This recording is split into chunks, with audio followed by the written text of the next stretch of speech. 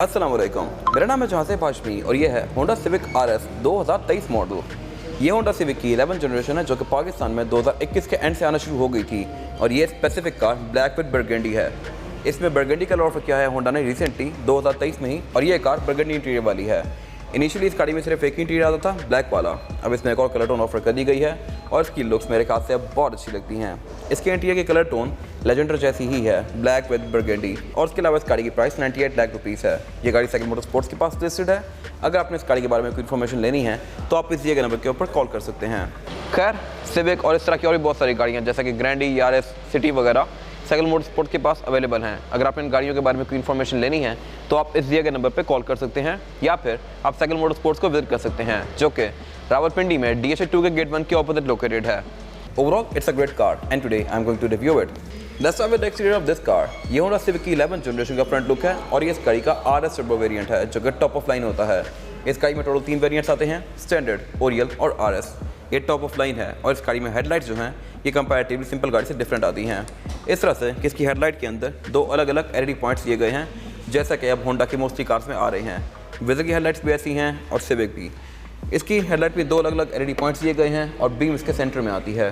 Honda इसको eye ball lights कहता है। खैर, इसके ऊपर एक काफ़ी मैसिव DRL दी गई है जो कि इंडिकेटर में स्विच करती है और इसका फ्रंट कंपैरेटिवली पिछली सिविक एक्स से काफ़ी सिंपल सा है।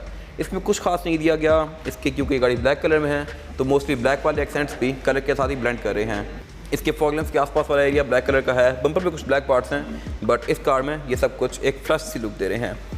बाकी इसके फ्रंट पे एक होंडा का बैच आता है और इसके नीचे फ्रंट कैमरा आता है, लेकिन इस गाड़ी में कैमरा सिर्फ 2 ही आते हैं, एक फ्रंट पे और एक बैक पे। इसमें 360 डिग्री कैमरास नहीं दिए गए जो कि इंटरनेशनल वर्जन्स में आते हैं और मेरे ख्याल से इस गाड़ी में भी होते हैं तो बहुत अच्छी बात थी, बट नहीं दिए गए। इस गाड़ी का जो नोज़ है कंपैरेटिवली ये पिछली किसी भी सिविक से बहुत ह्यूज है। इसका बम्पर भी काफ़ी बड़ा है और फिर बोनट भी इटसेल्फ ये बहुत ह्यूज है।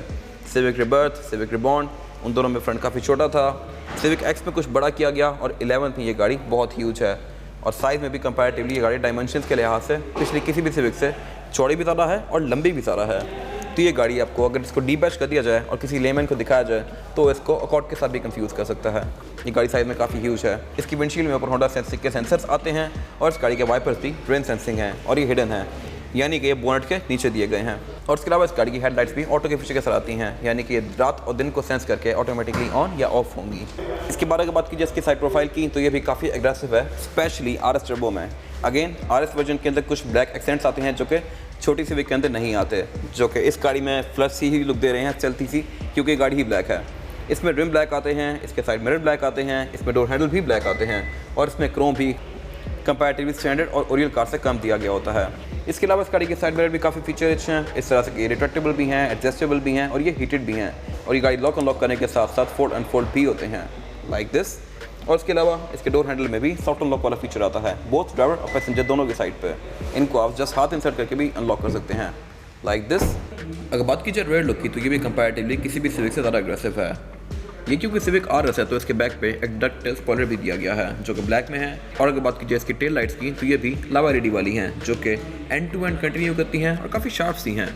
इसमें ब्रेक के लिए 2 स्ट्राइप्स दी गई हैं और इंडिकेटर भी इसमें हेलोजन वाला आता है। और उसके अलावा इस गाड़ी के बैक पे कुछ ब्लैक एक्सेंट्स दिए गए हैं पूरी ही कार की तरह, जो कि इस गाड़ी में विजिबल नहीं है क्योंकि ये कार है ही ब्लैक। इसके अलावा सिविक RS में बैक पे 2 एग्जॉस्ट दिए गए हैं इंडिविजुअल, जो कि अगेन छोटे वर्जन में नहीं आते। अगर बात कीजिए इस गाड़ी की ट्रंक कैपेसिटी की तो ट्रंक को लॉक करने के लिए की 4 पे बटन दिया गया है और आप इसको बैक से भी अनलॉक कर सकते हैं। और ये इस गाड़ी की ट्रंक कैपेसिटी जो कि 5 लोगों के लगेज के लिए काफ़ी स्पेशियस है।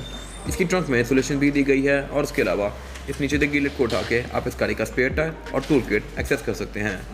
इसके बारे में बात कीजिए इस गाड़ी के इंटीरियर की तो ये सिविक की 11 जनरेशन का इंटीरियर है और ये क्योंकि इस गाड़ी का RS वर्जन है और ये टॉप ऑफ लाइन है तो इसमें फीचर्स भी बहुत सारे दिए गए हैं।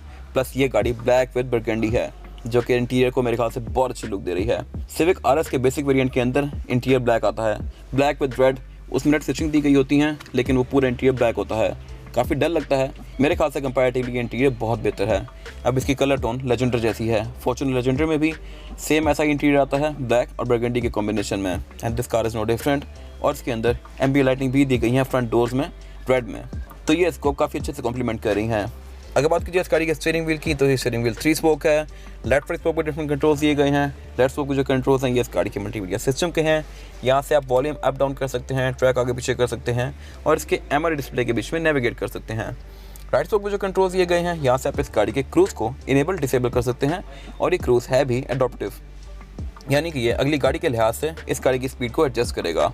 और उसके अलावा इस गाड़ी में पैडल शिफ्टर्स भी आते हैं क्योंकि इस गाड़ी का RS वेरिएंट है। अगर बात की जाए इस गाड़ी के मीटर की, तो ये भी होंडा इनसाइट या अकॉर्ड जैसा है। इसमें काफ़ी बड़ी स्क्रीन दी गई है और एक एनालॉग डायल आता है। इस स्क्रीन को आप काफ़ी हद तक कॉन्फ़िगर कर सकते हैं लेट्स स्पोक पे दिए गए स्क्रॉलर व्हील से। इसमें बहुत सारे डिफरेंट मेन्यूज़ आते हैं जिनके बीच में आप यहाँ से नेविगेट कर सकते हैं लाइक दिस। और इसकी मीटर की लुक अच्छी है।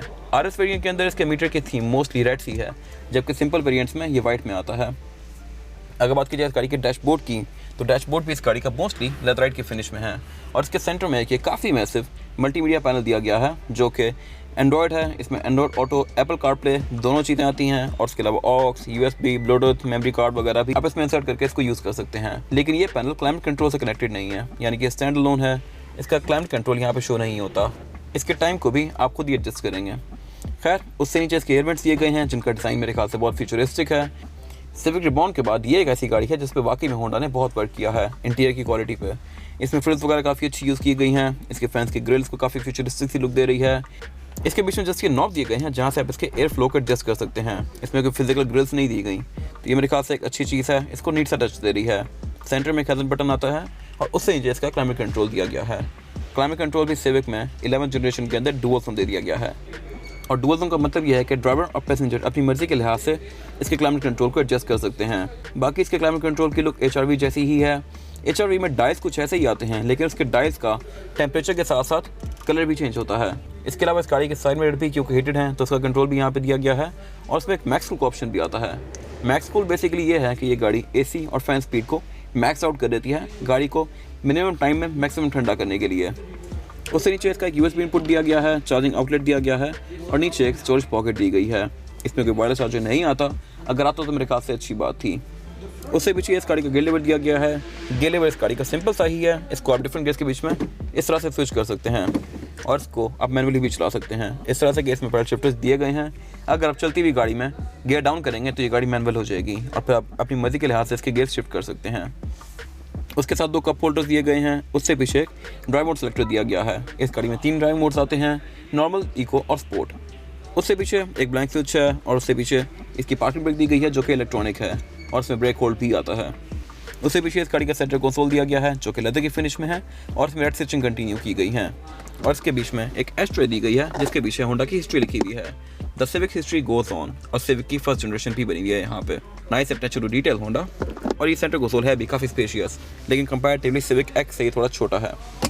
अब अगर बात की जाए इस गाड़ी की बेस्ट पार्ट की, वो है इस गाड़ी की सीट्स जो कि बरगंडी कलर में है। इसकी लुक्स काफ़ी अच्छी आ रही हैं, ये लेदर की फिनिश में है। इसके अंदर कोई ब्लैक कलर के एक्सेंट फॉलो नहीं किए गए, ये पूरी ही सीट्स बरगंडी में हैं।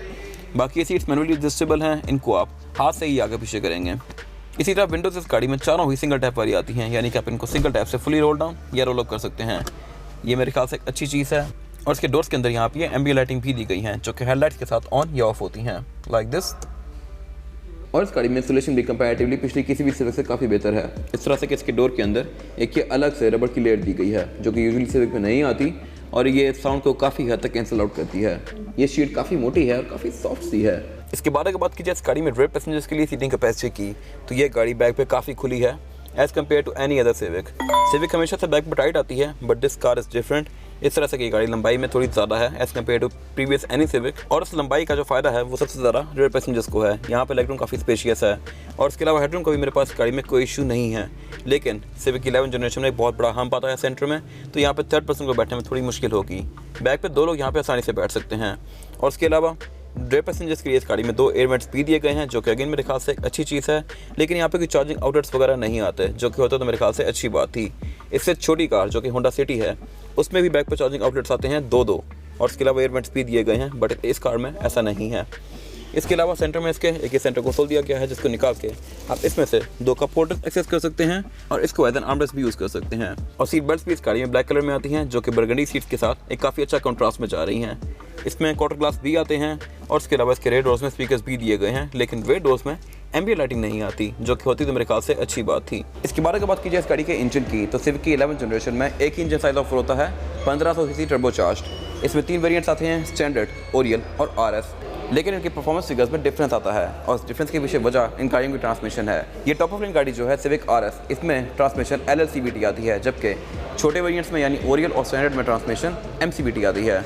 वो ट्रांसमिशन इस इंजन से 127 हॉर्स पावर निकालती है, जो कि मेरे ख्याल से बस गुजारे लायक की है। वो गाड़ियाँ आपको थोड़ी अंडर पावर फील होंगी। जो स्टैंडर्ड और ओरियल है वो कंपैरेटिवली सिविक एक्स 1.8 से भी स्लो है, जबकि ये गाड़ी कंपैरेटिवली उन गाड़ियों से बहुत तेज़ है। ये गाड़ी 173 हॉर्स पावर प्रोड्यूस करती है, जो कि एक बहुत ह्यूज गैप है हॉर्स पावर के बीच में। MCVT वाली गाड़ियाँ मुश्किल से 1800 सीसी गाड़ियों को कम्पीट करेंगी, जबकि ये गाड़ी 2400 सीसी गाड़ियों को भी आराम से कम्पीट कर सकती है। इसके अलावा ये इंजन आपको वेरिएंट सिटी तकरीबन 10 से 12 तक की एवरेज दे सकता है, डिपेंडिंग अपॉन ड्राइविंग पैटर्न। अगर आप इसको प्यार से चलाएं तो लॉन्ग पर ये गाड़ी 14-15 भी चली जाती है। अगेन अगर आप इसको क्रूज लगा के चलाएंगे तो बोनेट इस गाड़ी का स्टैंड से ही ओपन होता है और इसके अंदर इंसुलेशन दी गई है, जो कि मेरे ख्याल से एक अच्छी चीज़ है।